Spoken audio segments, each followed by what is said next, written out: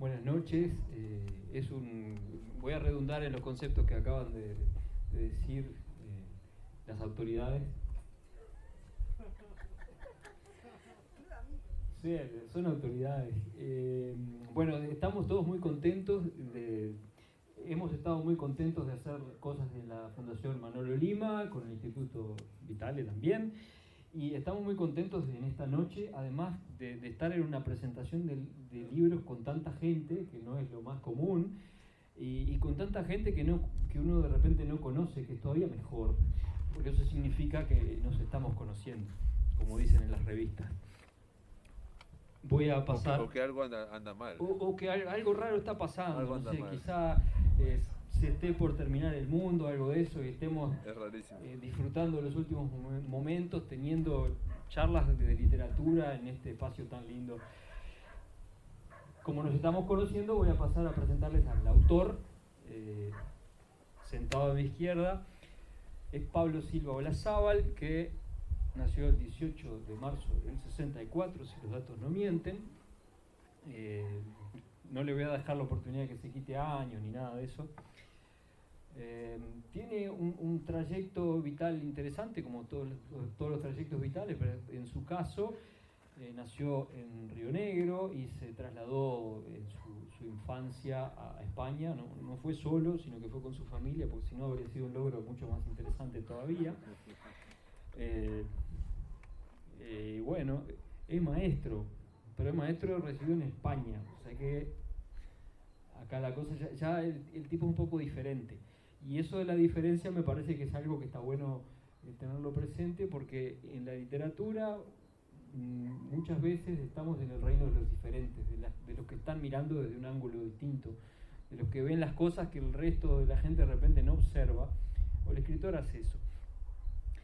Tuvo también un vínculo bastante intenso y extenso con Mario Lebrero, el escritor uruguayo.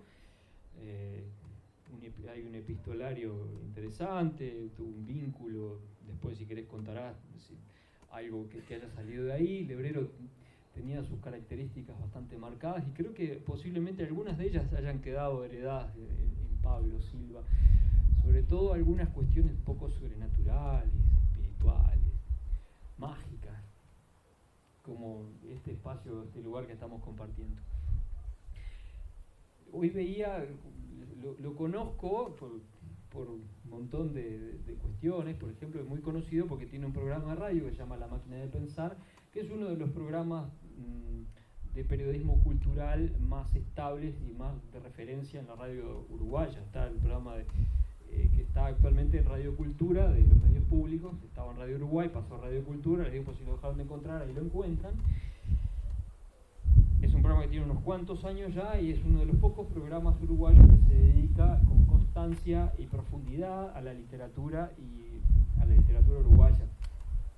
Es decir, que es un gran difusor de la literatura uruguaya y es un gran conocedor del medio también, que es algo que se trasunta bastante en una obra anterior de él, que se llama El Run Run de las Cosas, que no estamos presentando hoy, pero aprovechamos de mencionar. Está publicada por Estuario, donde está presentando en ese caso una serie de relatos oníricos en los cuales aparece gran parte del panorama de la literatura uruguaya ahí actuando en los sueños de un narrador que, bueno, que es Pablo Silva, no es Pablo Silva, es autoficción, no es autoficción, siempre está ese juego, ¿no?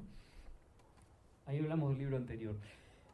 Ha sido un gran generador de iniciativas y de proyectos culturales, como por ejemplo el de cambiarle el nombre del penal de Libertad, que tuve que ver la nota. Un fracaso. ¿Fracasaron? Fracasamos, sí. Qué bien, bueno. Siempre estamos a favor de los que fracasan. Igual después lo cambiaron. Lo cambiaron. 3 años después lo cambiaron. Búsquenlo, está en YouTube una nota con Jaime Clara en el cual se habla de eso, de cómo el escritor se sensibiliza porque la principal y mayor cárcel de Uruguay se llama Libertad, ¿no? Cosa que tiene unos tintes un poco macabros, ¿no? Otra de las iniciativas que lo cuentan como sus emprendedores está un concurso que llamaba Te Cuento Que, era Te Cuento y una Q, organizado por su programa de radio en conjunto con Antel en su momento. Existía algo que se llamaba SMS hace un tiempo, que limitaba la cantidad de caracteres que se podían enviar. Ahora ya nadie manda SMS, son todo WhatsApp, entonces puede ser larguísimo sin que te cobren más, pero antes el SMS eran 160 caracteres, sí. Era un poco más que el Twitter, 160 caracteres. Entonces Pablo junto a Antel tuvo esa iniciativa de hacer un concurso de microcuentos que tuviera esa extensión máxima, que se pudiera mandar por mensajes de texto.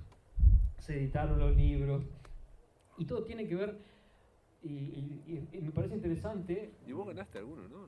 Sí, lamentablemente gané uno. Entraste. Sí. Se dan cosas interesantes, porque yo mandé como, seleccionaban 100 cuentos, ¿no? 100 por año. 100 finalistas, ¿no? Yo mandé como 10 cuentos, del mío quedó uno seleccionado. Quedó en primer lugar, lamentablemente, porque el segundo era mejor. Ganaste, sacaste la... Sí, no quiero hablar de eso, No me acordaba. Es un capítulo oscuro de mi vida. ¿Ya ganaste la laptop? Sí, la vendí. Bueno, ¿por qué hablo de esto? Porque el libro que vamos a presentar el día de hoy es un libro de microficción, de pequeños cuentos. Para orientarnos, generalmente la ficción es, bueno, aquel relato que se entiende, en el que se entiende que el lector hace el pacto con el autor o con el narrador. No nos vamos a poner en cuestiones demasiado finas, de creer la mentira que el otro está contando. Y la microficción es eso mismo, pero en espacios reducidos. Generalmente todo el mundo ha leído novelas, se lee menos cuento, el género cuento, que es un género muy interesante porque se puede hacer muchas cosas y de manera donde puede prevalecer mucho la inteligencia en el cuento, se lee menos. Y después está la microficción, que en general se le llama así a la literatura de ficción en la cual los relatos son breves. No hay un número de palabras exacto, de repente puede ser una página y media. En este libro hay, que se llama A través de un breve laberinto, aprovecho a nombrarlo, hay cuentos que de repente tienen media página, hay otros que de pronto superan las 2 páginas, pero en todo caso todo debe resolverse muy rápidamente allí dentro. Sigo presentando al autor, ha participado en diversas antologías de narrativa, ha escrito, bueno, hay un currículum por ahí, vayan a buscarlo, no es mi idea aburrir a todo el mundo. Pero me interesa hablar un poco de esto de la microficción, que es lo que el autor presenta en este caso. Y ahondar un poco en esto. La microficción va a hacer que ustedes lean los cuentos muy rápido. Cuando adquieran el libro, que está aquí para la venta, se les va a escurrir entre las manos, como la arena. Sin embargo, quizás les pase como a mí, que sientan la necesidad de tener que releerlos en algún momento posterior para intentar entender por qué me pegó, dónde me pegó, qué me hizo este tipo, cómo me generó estos efectos, qué era lo que realmente pasaba acá, porque los cuentos van uno tras otro. En general, los microcuentos, para lograr ser efectivos, tienen que resolver las cosas en muy pocas palabras, y para eso, en muchos casos, hay que apelar a lo conocido. De repente es mucho mejor personaje Papá Noel para un microcuento que Juan Pérez, porque Papá Noel ya sabemos mucho de él, no necesitamos describirlo. Entonces con eso ya nos ahorramos todo un trabajo de descripción. Y generalmente lo que sucede por su extensión es que se asemeja de alguna manera al formato que puede tener un chiste, que es el formato del humor, donde generalmente se presenta una pequeña situación y ella se resuelve de una manera inesperada. O sea, es uno de los lugares donde brilla la inteligencia, generalmente.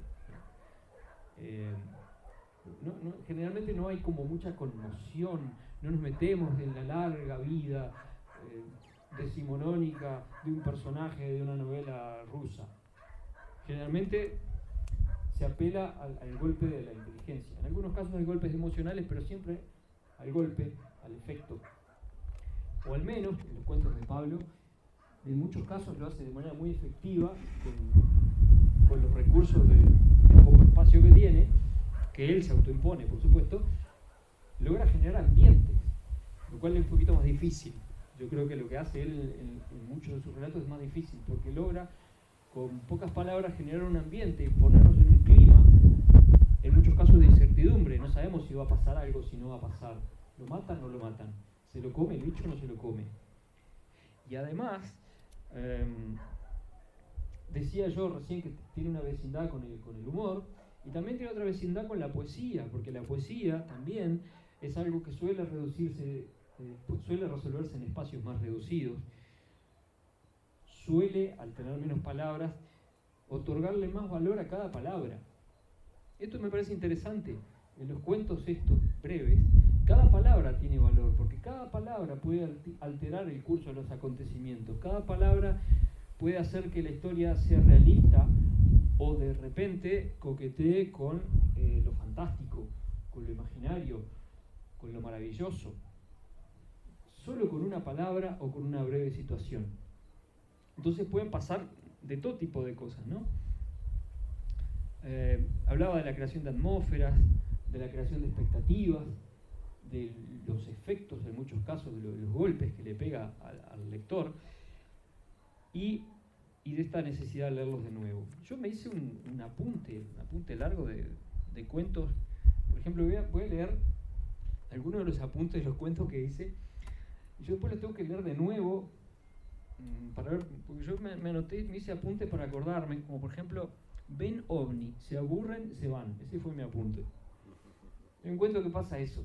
Pero claro, así yo le quité toda la gracia. Después, hay uno que dice, devora libro indigesto. ¿Cómo lo resolvió? ¿Qué hizo para que a mí me llamara la atención este cuento? Yo voy a sembrar preguntas acá, porque la idea no es contarles el libro, por supuesto. Después, podemos contar los cuentos, que son cortitos. Podemos ver, algún cuento se puede leer, sí, probablemente. Después, hay un dragón López fanático de la carqueja. O sea, ¿es un dragón del ejército o es un dragón de esos que echan fuego por la boca? Después, un citadino camperazo, pero a la hora del asado vegetariano. Cosas como estas, ¿no? Y después, por ejemplo, un desenlace humorístico por acá, no puse qué era.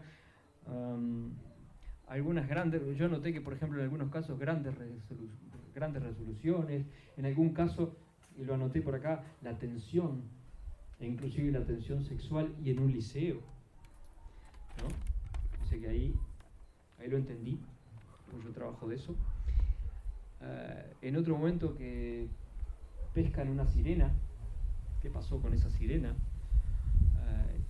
Hay un caso donde incluso hay una especie de guiño a los cuentos de Galeano, pero mirado con otro, medio al final, hay un tema de un mendigo por ahí que yo dije, ahí va, era como, pero Galeano pasado por un filtro de literatura fantástica. Capaz que ni cuenta te diste, porque en realidad hay una cuestión que es así.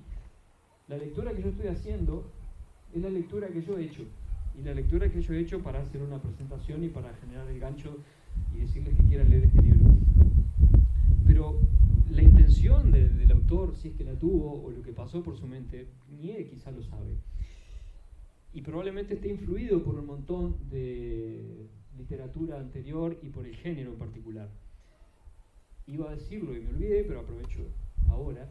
Y es que el género este tiene toda una tradición. Hubo una época, allá por los 2000 y pico, no sé, tipo 2005, 2000, no sé, en el entorno del 2005, 2010, por ahí en esa época, yo recuerdo ver una profusión de microcuentos por todas partes. Había blogs con microcuentos, se publicaban libros de microcuentos, antologías de microcuentos, y eso un poco ha cejado, digamos que yo por lo menos no lo he visto más. Quizás soy yo que dejé de mirar. Uruguay. En Uruguay y fuera de Uruguay. O sea, yo notaba que había una cantidad, incluso yo mismo intentaba escribir algunos. Sé que en Uruguay, sé que en Brasil, en Porto Alegre particularmente, hay una editora, no me acuerdo el nombre ahora, pero la editora se llama Laís Schaffe, que edita microcuentos, sigue haciéndolo hasta hoy. En Brasil esto se desarrolló muchísimo.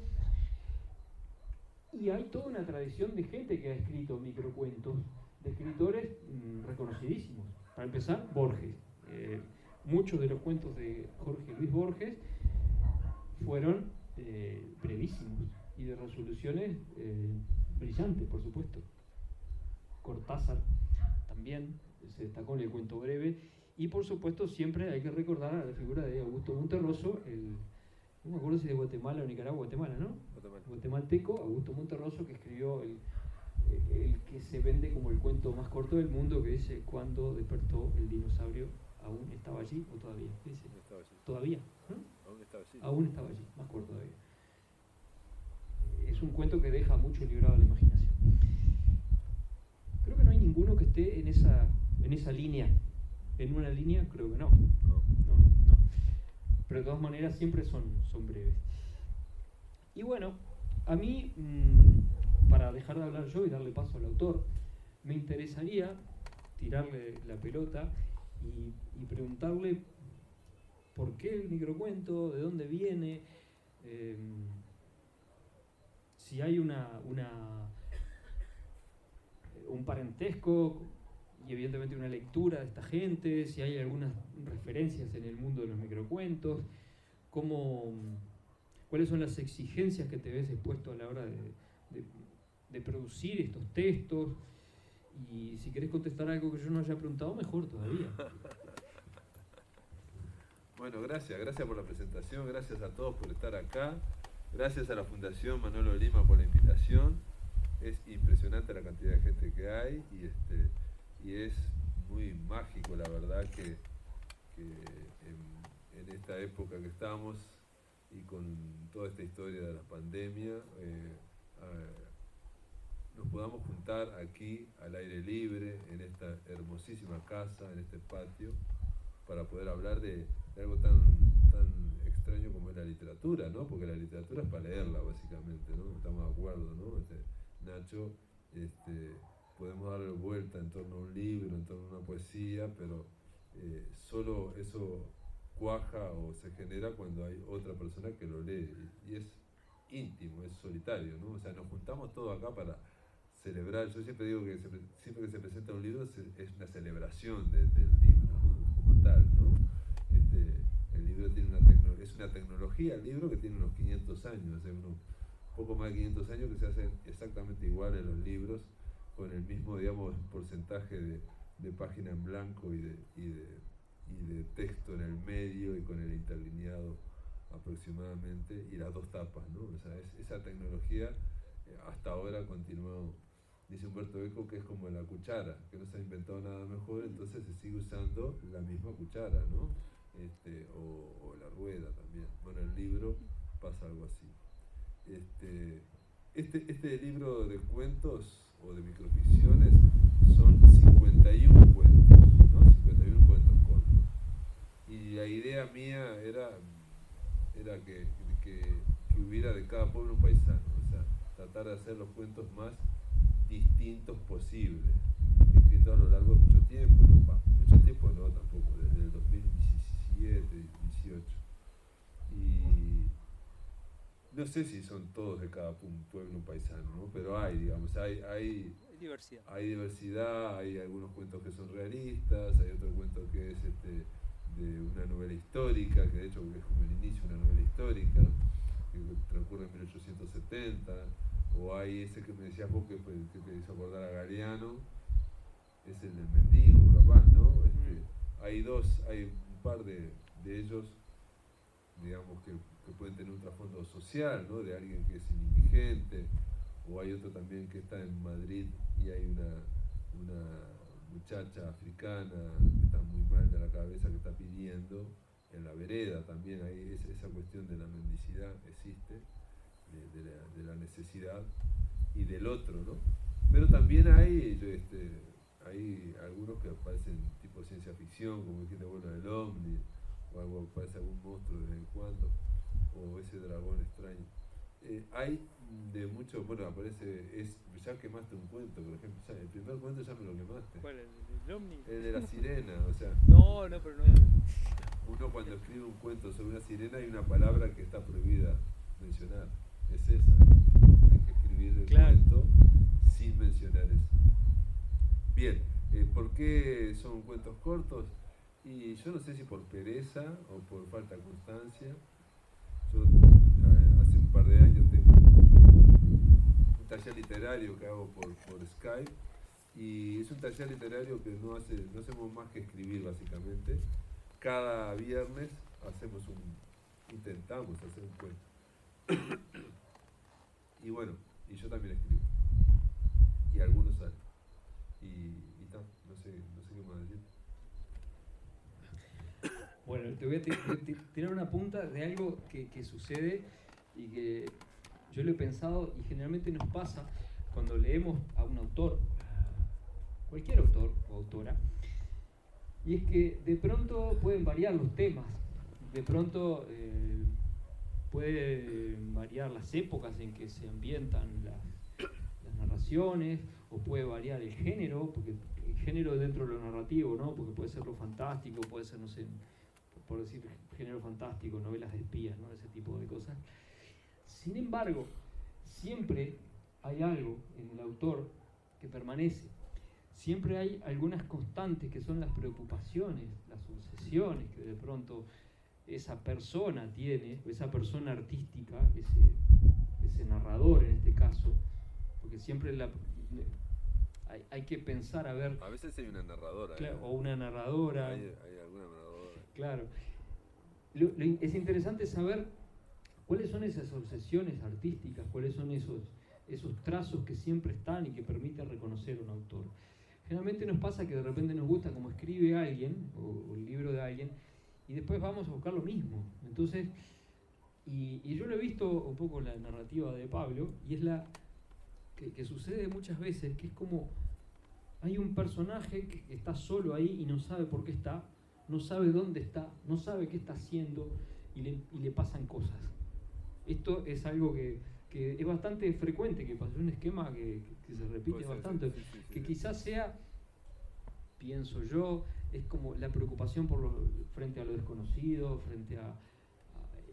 siempre hay un personaje que está situado ahí como vulnerable a ciertas adversidades, no se sabe muy bien qué le va a pasar, y no se sabe, en el caso de estos cuentos, lo interesante y de la diversidad que tienen, que él nombraba, es que no se sabe para qué lado va a arrancar, no se sabe si vamos a tener un cuento enteramente realista, si va a pasar algo, si no va a pasar nada, si de repente todo se va a desmoronar dentro del mundo de la literatura fantástica, si va a ser un chiste, qué va a ser. Y me parece que es muy interesante desde ese lado, y me interesan esas obsesiones y esa mirada de la que no sé si sos consciente, no sé si sabes que estás haciendo eso. No, muy consciente no soy. Lo que sí es cierto es que eso me lo han dicho, y yo creo que es así, es para que sea corto, el tema tiene que arrancar, cuando arranca el cuento, ya arrancó. O sea, todos estos cuentos empiezan en lo que se llama una frase en latín que es in media res, que es todos arrancan en el medio del asunto. O sea, el lector tiene que empezar a pensar cuál era la otra mitad del asunto, porque esto ya arranca en la mitad del asunto. Y entonces a mí lo que me interesa es la acción que ocurra, que generalmente arranca en la mitad del asunto, y el asunto es que el protagonista o la protagonista está complicada, o tiene una complicación. Y en general me interesa eso, me interesa que haya una acción. Y otra cosa que más me interesa, que eso sí me interesa personalmente, es la intensidad de la narración. En poesía es muy fácil hablar de intensidad, todos los poetas saben que un poema, incluso un poema malo, es intenso, se busca la intensidad en un poema.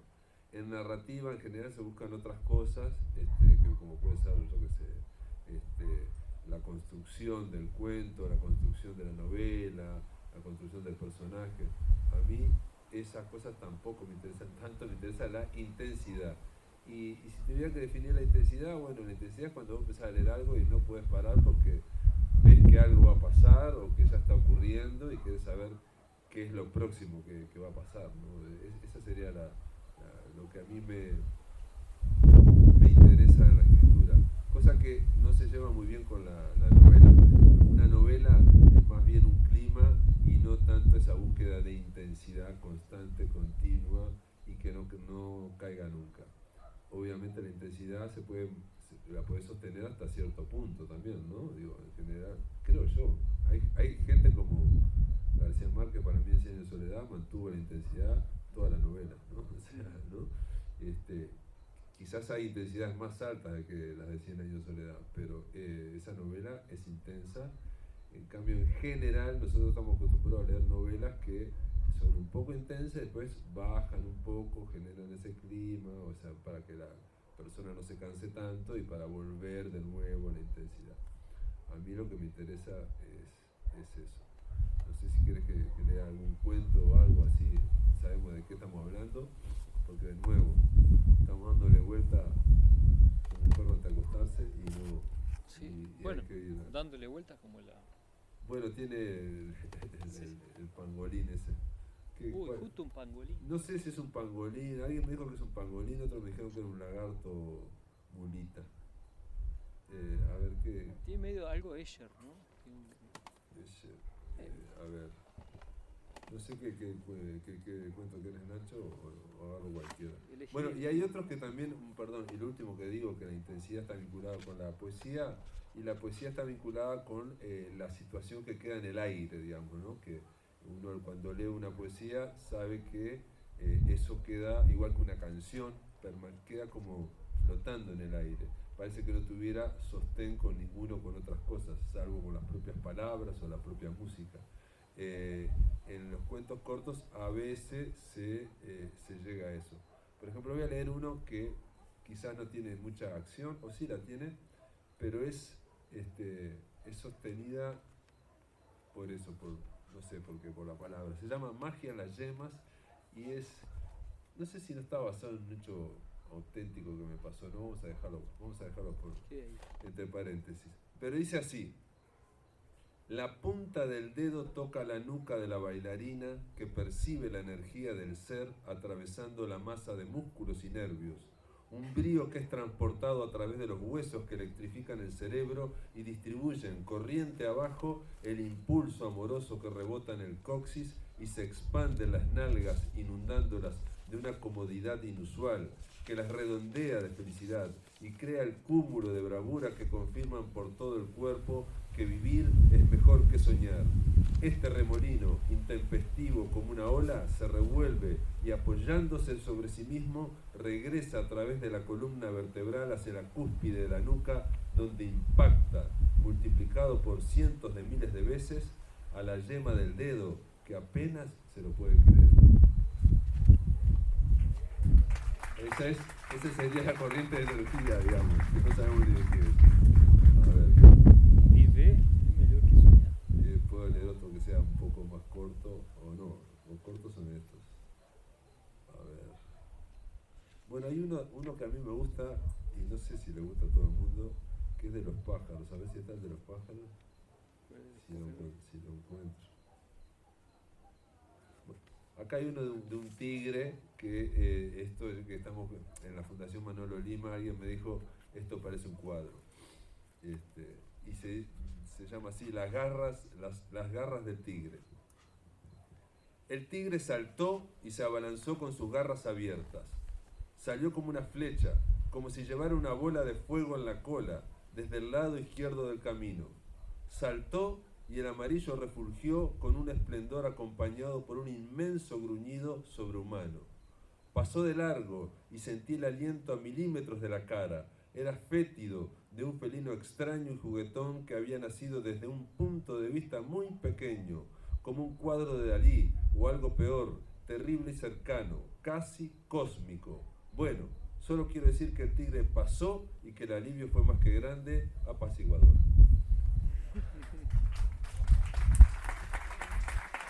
Bueno, muchas gracias. A mí me gustaba el bulto veloz ¿Cuál es ese? Pero es largo, ¿no? Tiene como 3 páginas. ¿Bulto veloz cuál es? 118, pero 3 páginas. Y no sé de qué es el bulto veloz. A mí, yo anoté buena resolución. A ver. Bueno, a ver, ¿tú, qué número es usted? 118. Y bueno, vamos a leerlo. Este bulto veloz. O sea, el título promete. Este es realista, está muy bien. Bulto veloz. Es realista. Dice así: la velocidad del gesto fue tal que solo vi un manchón oscuro empujándome en el pecho. Pegó tan fuerte que trastabillé y caí sentado en medio de aquella inmensa plaza pública. El bulto salió corriendo y la gente se acercó para ayudar. Algunos gritaron: ¡Policía! ¡Policía! ¡Llamen al 911! A mi lado, una señora repetía: ¿te robó? ¿Te robó? ¿Qué te robó? Intenté levantarme, pero no pude por el mareo o tal vez porque había demasiadas manos y cabezas queriendo ayudar. Quédese quieto, señor, un momento, dijo un vendedor de maní con un gorrito blanco de heladero. Eso, nadie lo apura, replicó otro. El suelo estaba frío y húmedo. Sentí los pantalones mojados y la protuberancia de las piedritas que formaban los baldosones del suelo de aquella gigantesca plaza. Recordé el famoso Zócalo de México DF, o también la plaza de San Marco de Venecia. ¿Se siente bien?, dijo un muchacho flaco de bigotitos muy leves, casi una pelusa. ¿Le traigo agua? Claro, dijo la señora. ¿No te das cuenta que es turista? Por favor, dije, y traté de incorporarme. Oh, señor, no se apure, dijeron varios al unísono, y me rodearon con una fuerza cariñosa que me devolvió al piso otra vez. Todavía no se sostiene, dijo el muchachito, y el manicero retrucó. Debe ser la altura, a muchos le da por ahí. ¿Pero no vieron que fue asaltado?, preguntó, enojada la señora, que de inmediato empezó a gritar. ¡Policía, policía! ¿Dónde están? Sentí la rodilla mucho más mojada y vi que había un gran charco del que me había salvado de milagro. 10 centímetros más y me hubiera embarrado las nalgas. Señores, dije, por favor, déjenme, ya estoy bien, muchas gracias. Como por ensalmo, todos se abrieron en abanico y pude ver que detrás de ellos había otro círculo de personas que también me observaban con atención. Bueno, pero no se enoje, protestó el vendedor. Estuve a punto de contestar una grosería que incluía mi rodilla mojada, pero me detuve a tiempo. Aquella gente, después de todo, solo quería ayudar.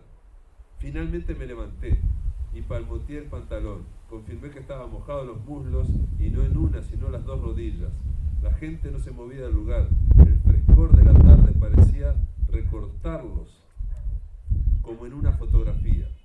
Me sentí como un actor callejero que fracasa y no sabe cómo terminar su acto dignamente, abrumado por la sospecha de que nadie le dará una mísera moneda.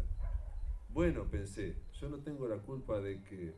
Entonces, unos gritos destemplados y un gran forcejeo hicieron que todos girasen las cabezas hacia la izquierda. 2 policías traían al bulto revolviéndose entre ellos. Cuando estuvieron cerca, uno dijo: ¿es este? El niño, oscuro y de ropas sucias, se revolvió con más fuerza. Los brazos lo apretaron tanto que no pudo moverse. Me miró con unos ojos oscuros, sin brillo, con una furia que parecía venir de otra parte y de otro tiempo, porque no podía salir de alguien tan joven. Sentía el peso de un odio ancestral, milenario, cargado de reproches, muerte y de muchas otras cosas más que no alcancé a definir, pero sí a comprender. Aquella mirada era tan fuerte que me traspasaba por completo. No era a mí a quien estaba viendo, era otro, era a otros. Entonces dije con seguridad, no es él.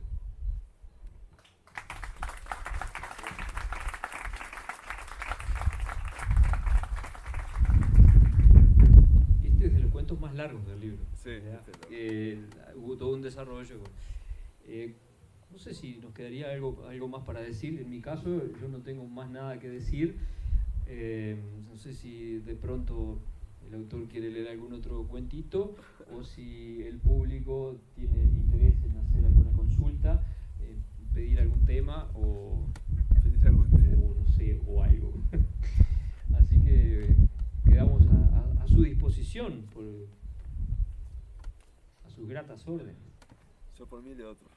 Así que bueno, mientras si alguien se decide hacer una pregunta, él va leyendo otro. Me gustó leer esto, me gustó. Este no tiene nada que ver también con los otros y dice así, Caña Caliente se llama, ya que estamos en verano.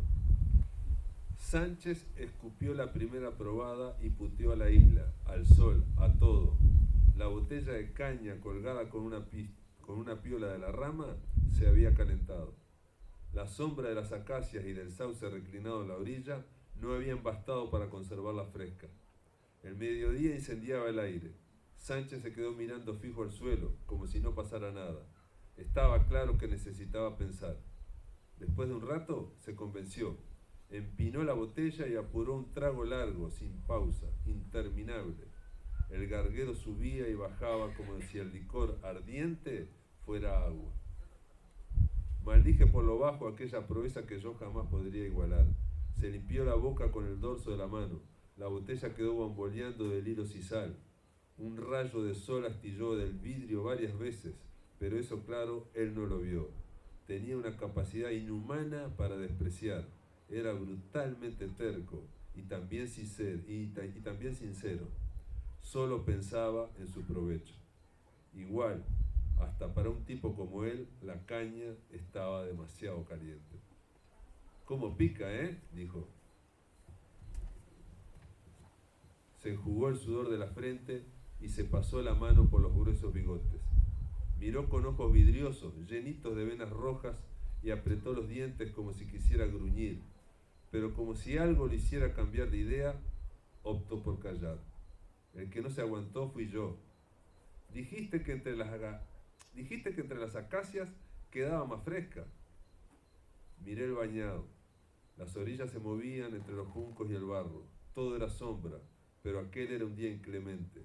Calculé que faltaba poco para volver al carbón y me consolé con que del otro lado de la isla siempre soplaba una brisa. Ya no había tiempo para la siesta, pero al menos a partir de ahora la jornada empezaba a aliviarse. Qué calor infernal, dijo Sánchez, y no hay nada para refrescar el garguero. Se secó la cara con un pañuelo mugroso, después lo mojó y se lo pasó en la nuca. Y encima me echás las culpas a mí. Lo miré para ver si hablaba en serio. Me parecía que no, pero después que sí. Por las dudas aclaré. Bueno, tampoco es para calentarse. No, para eso no se precisa nada. Calor es lo que sobra. Lo dijo en serio, con la misma cara de siempre, pero me di cuenta de que era en broma. Es verdad, dije. Qué día bárbaro. Me levanté para buscar la otra botella, la de agua, que estaba hundida en la orilla. Tiré de la piola y la saqué enseguida. Estaba un poco menos caliente. Me llamó la atención la ausencia de tábanos y pensé que hasta ellos habían huido del calor. Seguro que en el monte estaba lleno. Me remojé la cara, cerca del agua. Todo parecía igual, sin una brisa, hasta que Sánchez gritó: «Gurí de mierda, a mí no me sobra nadie, la puta que te parió», y me clavó el cuchillo en la espalda. Pero eso lo supe después, porque el ardor me empapó en la camisa y sentí un calor adentro, más insoportable que el de afuera. Una nube roja me oscureció la vista y pensé: qué raro, todavía falta poco para llegar la tarde. La mano de Sánchez me apretó el hombro derecho y otra puntada me hizo arquear la cintura. Caí de rodillas, derrumbado, cerca del barro. No sé cómo el agua emparejó todo: ardor, nube, espalda, caña, cuchillo y sol. Todo se fue yendo con el agua hasta que el mismo río se detuvo. Bueno, muchas gracias. No sé si quieren comentar algo o lo terminamos por aquí. Yo creo que está bárbaro. Yo creo que el objetivo de una presentación del libro es abrir la puerta y que hagan lo que efectivamente se hace con los libros, leerlos, ¿no? Previa compra del volumen, por supuesto.